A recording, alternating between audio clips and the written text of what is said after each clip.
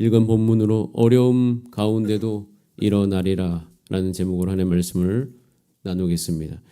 하나님의 역사는 열왕기하 속에서도 계속되는 것을 관찰합니다. 자, 그래서 우리는 고백해야 됩니다. 여러분의 자녀를 향하여서, 여러분의 가족을 향하여서, 또 우리의 모든 인생의 미래를 향하여서 하나님께서 계속 일하실 것입니다.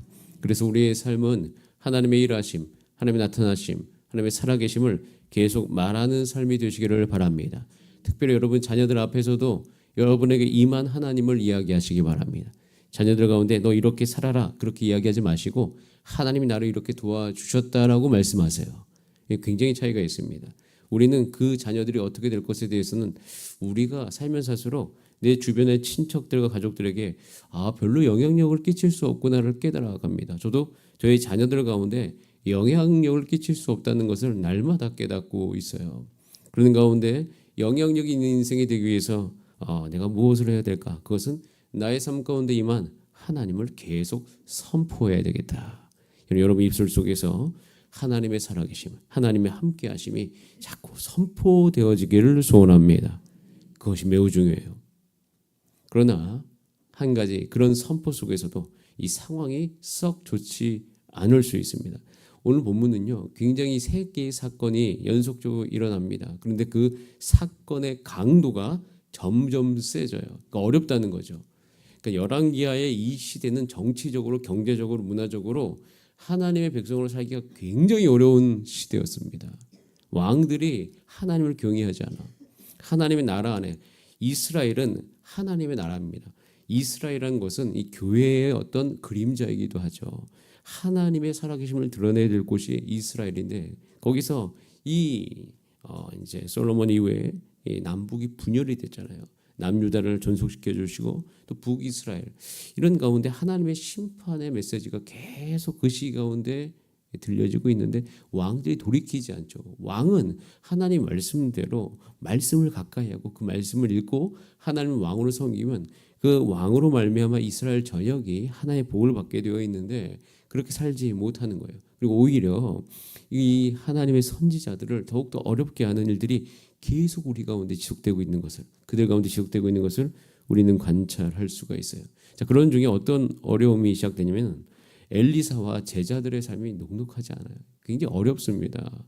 사는 곳이 적을 정도로 사는 곳이 변변치 않았던 것이고 또 한 가지 또 그들 중에서도 그 시기에 삶이 너무 어렵다 보니까 또 엘리사의 소문을 듣고 그의 제자가 되어져서 하나님의 말씀을 같이 공부하는 사람들이 조금 더 늘어났다라는 생각은 할 수 있습니다. 자, 그래서 1절이 일어나는데요. 같이 한번 읽어보겠습니다. 시작. 선지자의 제자들이 엘리사에게 이르되 보소서 우리가 당신과 함께 거주하는 이곳이 우리에게는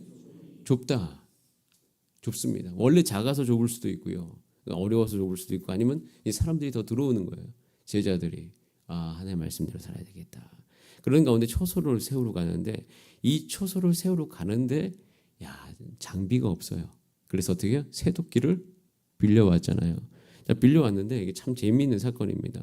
그런데 이 새도끼가 어떻게 되죠? 쓰다가 물에 떨어져요. 그러다 보니까 이 큰일이 난 거죠. 이거 어떻게 해요? 다시 갖다 줘야 되는데 그래서 내 주여 이거는 빌려온 것인데 하고 굉장히 마음이 아파하고 있는 거예요. 이거 지금 새도끼 하나가 굉장히 작지만 이 새도끼가 우리로 하여금 굉장히 중요한, 특별히 우리가 어렵게 만드는, 그러니까 우리도 어떤 장비를 빌려왔는데 고장이 나버린 이런 상황들이 일어나게 되는 거죠. 아주 작은 어려움이죠.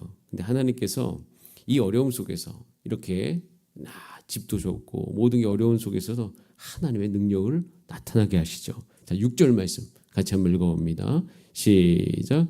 하나님의 사람이 이르되 어디 빠졌느냐 하매 그곳을 보이는지라 엘리사가 나뭇가지를 베어 물에 던져 새도끼를 떠오르게 하고 하나님의 역사가 초자연적으로 일어나는 것을 볼 수 있습니다.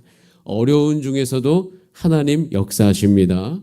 자, 여러분의 어려운 상황 속에서 하나님 반드시 역사하십니다.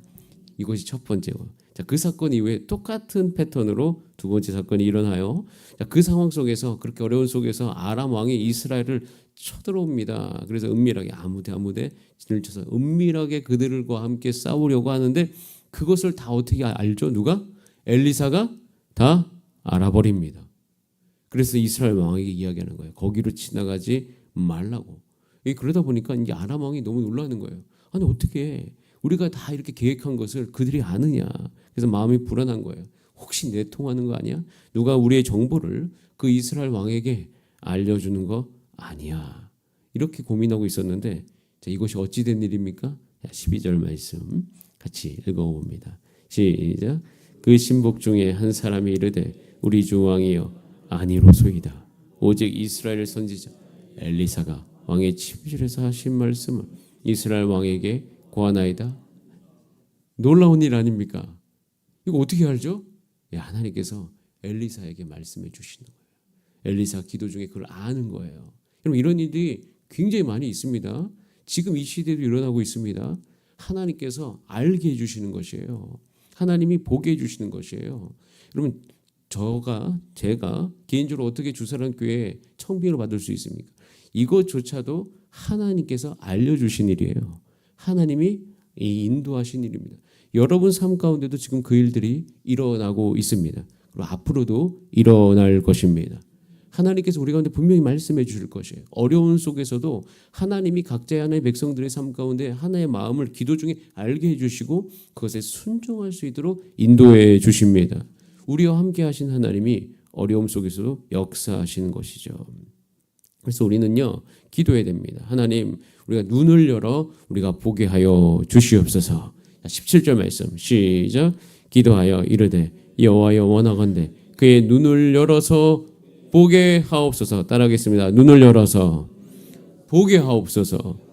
무엇을 봐야 됩니까? 지금 이 이야기를 듣고 엘리사 그 누구야 해서 이제 아람 왕이 말과 병과 많은 군사를 보내서 그들을 에워쌌는데 어찌합니까? 라고 엘리사의 사환이 이야기하자 눈을 열어 보게 하여 주시옵소서. 그 청년의 눈을 여심해 하나님이 함께 하심이 보였던 것이에요. 주여 우리의 눈을 열어서 지금도 우리와 함께 계신 그 하나님을 보게 하여 주시옵소서.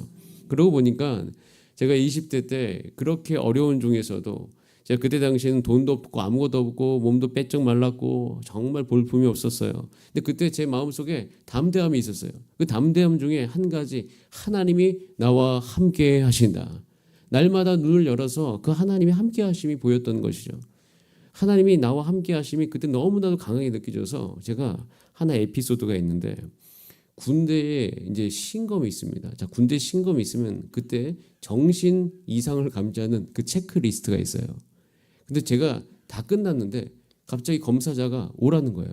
왜 오라고 하지? 한 번 더 하라고 하는 거예요. 여러분 이것은 큰일 날 일입니다. 그걸 2번 하잖아요. 그러면 뭔가 정신이 이상이 있어서 군대를 면제해 주는 거예요. 그런데 좀 불러서 왜 저 사람이 나보고 다시 하라고 하지? 그러니까 되게 생각이 났어요.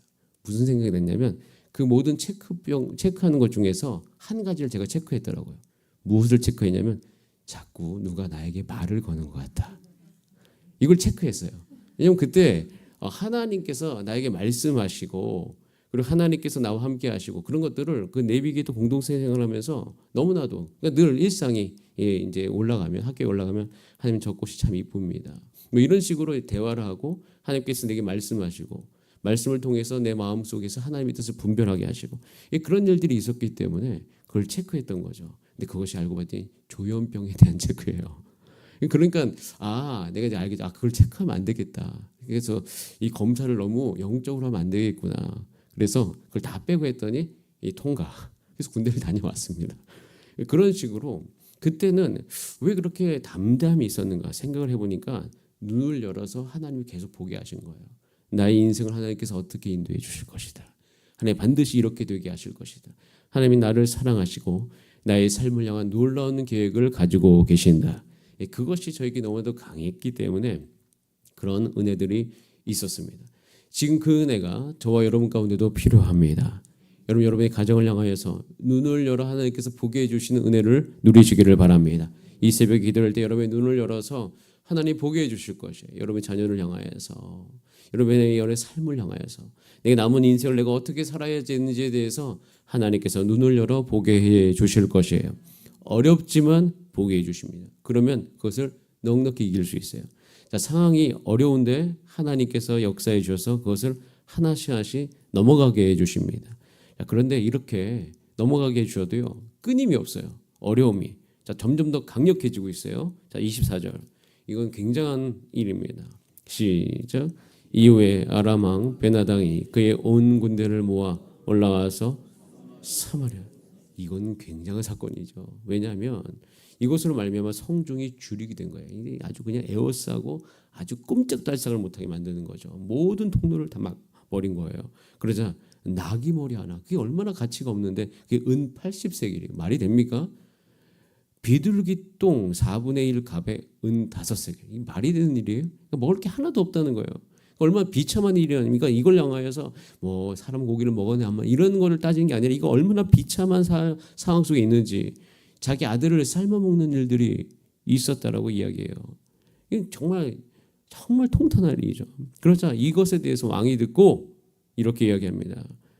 31절에 왕이 이르되 사밧의 아들 엘리사의 머리가 오늘 그 몸에 붙어 있으며 하나님이 내게 벌 위에 벌을 내리실 줄로다 하니라. 저는 이 31절을 읽을 때 이 도대체 무슨 이야기지? 왜 갑자기 엘리사가 뭔 잘못을 했기 때문에? 엘리사가 무슨 잘못을 했습니까? 잘못을 했다면 왕이 잘못을 했죠. 왕이 본인의 잘못을 몰라요. 본인의 모습을 몰라요. 본인이 얼마나 하나님께로부터 떠나 있어서 이런 일들이 일어나는지 몰라요. 하나님의 말씀을 잘 들으면 하나님께서 이스라엘을 반드시 구원해 주십니다. 그 이스라엘을 강하게 해 주십니다. 아람 왕 정도는 아무것도 아니에요. 그 역사 안에서 하나님의 말씀대로 살았을 때 그들이 그 주변 국가를 이겼던 것을 우리는 볼 수 있잖아요. 누구 잘못이에요? 왕이 잘못인데 왕이 엘리사를 죽이려고 합니다. 자, 이유가 33절에 나와 있는데요. 자, 같이 읽어봅니다. 시작. 무리가 말을 할 때 그 사자가 그에게 이르니라. 왕이 이르되 이 재앙이 여호와께로부터 나왔으니 어찌 더 여호와를, 어려움 속에서 이건 오해죠. 착각이죠. 이 재앙이 누구로부터 나왔다? 여호와께로부터 나왔다. 이 재앙이 여호와께로부터 온 것입니까? 아닙니다. 아람 왕으로부터 온 거죠. 또 그 북이스라엘 왕이 하나님을 잊었기 때문이죠. 신명기 말씀을 보지 않는 거예요. 하나님께서 말씀하셨습니다. 너희가 내 말을 기억하고 내 말씀대로 살고 그 말씀에 순종을 하면 하나님께서 그 나라를 강하게 하시고 그 나라를 이기게 하실 거라고 분명히 이야기하셨습니다. 그 말씀을 왕이 모르는 거죠. 왕이 모르기 때문에 그 왕이 계속 하나님 말씀과 상관없이 다른 것을 의지하고 다른 것을 바라고 하니까 그 나라가 점차적으로 약해지는 거잖아요. 여러분, 이게 아주 인생의 진리입니다. 우리가 원하는 대로 하면 우리가 강해질 것 같고 우리가 원하는 대로 하면 우리가 잘 될 것 같잖아요. 결코 그렇지 않습니다. 우리가 원하는 대로 할수록 우리는 약해져요. 우리가 탐욕스럽게 살수록 약해져요. 원하는 대로 먹을수록 몸이 강해지는 게 아니고 몸이 약해지고, 원하는 대로 시간을 쓸수록 인생은 점점점 복잡해지고, 원하는 대로 살면 살수록요 우리 인생이 썩 그렇게 잘 되지 않습니다. 우리 육체는 망가져가요.